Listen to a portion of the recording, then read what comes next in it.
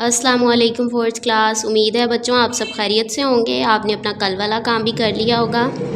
तो बच्चों आज का काम देख लेते हैं। आउज़ुबिल्लाहि मिनश्शैतानिर्रजीम बिस्मिल्लाहिर्रहमानिर्रहीम। आज बच्चों हमने unit number 4 matter and it's characteristics को डिस्कस करना है। मादा क्या है, उसकी खसूसियात क्या हैं। बच्चों लेट्स लर्न देख लेते हैं। List down some solid liquid and gaseous objects in your surroundings. अपने इर्द गिर्द में आपने इन 3 चीज़ों के बारे में लिस्ट बनानी है। नेक्स्ट है व्हाट इज़ मैटर, इसकी डिफाइन हम करते हैं। ये बच्चों हो जाएंगी जैसे सॉलिड में टेबल चेयर आ जाएगा, लिक्विड में वाटर मिल्क, गैस में एयर वाटर वेपर्स। मैटर की ये डिफाइन होगी मादा, जो भी हमारे इर्द गिर्द चीज़ जिसका मैस हो, जो जगह ले, वो क्या कहलाता है, मैटर। जैसे पत्थर, पानी, एयर, हवा, ये सब क्या है, matter. Matter is composed of tiny particles. ये छोटे छोटे ज़रात से मिलकर बनता है। इनके अंदर पार्टिकल्स की अरेंजमेंट की डिफरेंस की वजह से इनकी 3 टाइप्स हैं, solid, liquid and gas. Solid are materials which have definite shape, जिसकी मखसूस एक शक्ल होती है, जिसको हम अपनी शेप चेंज नहीं करता जब हम उसको कंटेनर में डालते हैं। जैसे अगर हम आइस क्यूब डाल रहे हैं इस कंटेनर के अंदर, तो वो जो उसकी शक्ल होगी वो वैसे की वैसी रहेगी, उसने चेंज नहीं होना, बिकॉज दिस इज़ सॉलिड।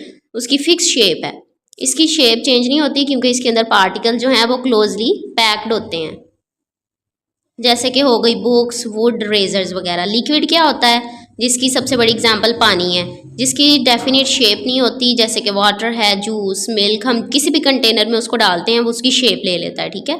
फिर है गैस। गैस क्या है, जिसके अंदर जो पार्टिकल्स हैं वो एक दूसरे से फारदेस्ट अपार्ट होते हैं, बहुत दूर होते हैं। They do not have fix shape, fix volume, कुछ भी नहीं होता, ठीक है। फिर बच्चों इनकी करैक्टरिस्टिक्स बताई गई हैं तीनों की, सॉलिड, लिक्विड और गैस की। Definite shape, definite volume, but इसकी शेप डेफिनेट नहीं होती, इसकी ना ही शेप डेफिनेट होती है ना ही वॉल्यूम। फिर अंदर पार्टिकल्स का डिफरेंस बताया गया कि कितना डिस्टेंस है इनमें, can not flow, can flow, can flow, इसकी एग्जाम्पल्स हैं, ठीक है।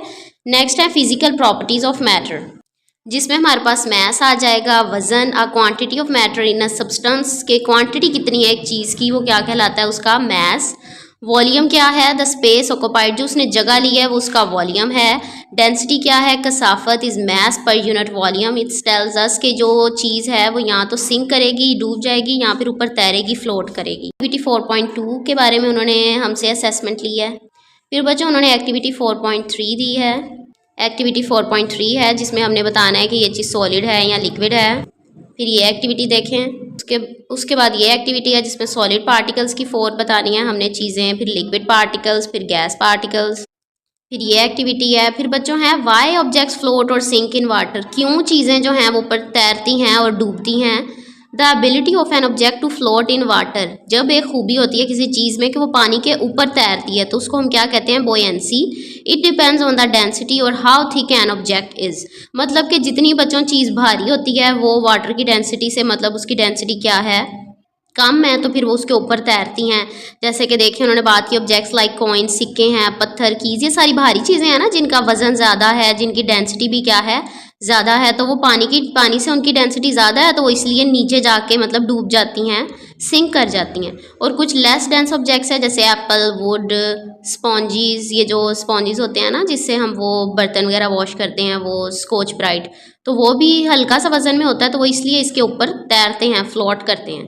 फिर है metals. Among solid metals are of great importance like iron, gold, silver. फिर बच्चों प्रॉपर्टीज़ ऑफ मेटल्स बताई गई हैं जिसमें उनकी अपीयरेंस ग्लोसी और शाइनी होती है, टेक्सचर उनका स्मूथ होता है, हाई डेंसिटी होती है, उनका कलर जो है वेरी होता है, डिफरेंट होता है, और वो उनकी कोई डिफरेंट ऑर्डर्स होती हैं जब भी हम उनको हीट करते हैं। फिर है conduction of heat and electricity.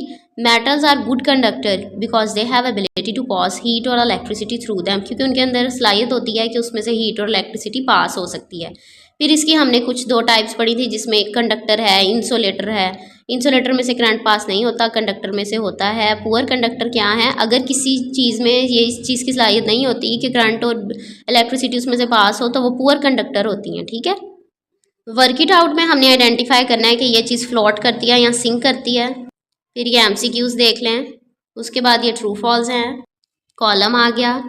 Next है व्हाट इज़ मैटर, जिसकी हम डिफाइन डिस्कस कर चुके हैं already. Explain why solid can not flow, because particles are closely packed together and are unable to move.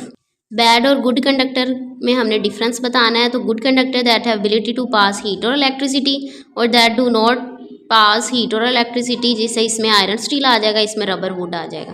फिर मास और वॉल्यूम की डिफाइन है, ये आ जाएंगे इसकी डिफाइंस। फिर इसके यूजेस हैं मेटल्स के।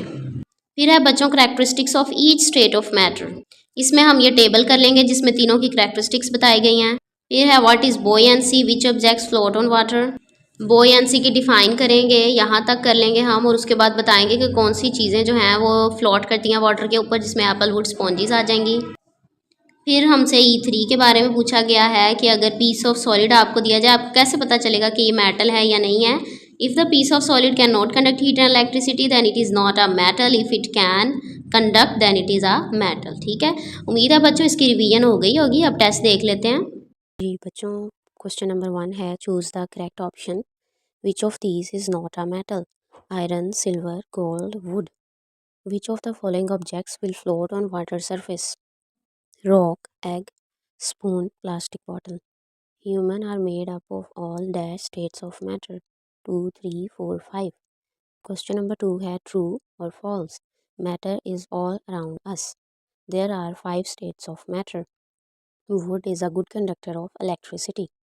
In liquid, the size of a particles is larger than in gases.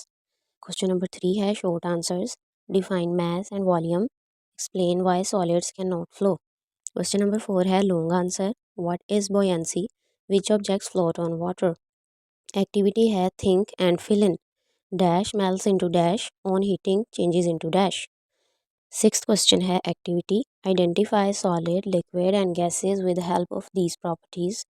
Have no definite shape, cannot be compressed, have no definite volume. उम्मीद है बच्चों आपको समझ आ गई होगी। अपना ख्याल रखिएगा। फ़ी अमानिल्लाह।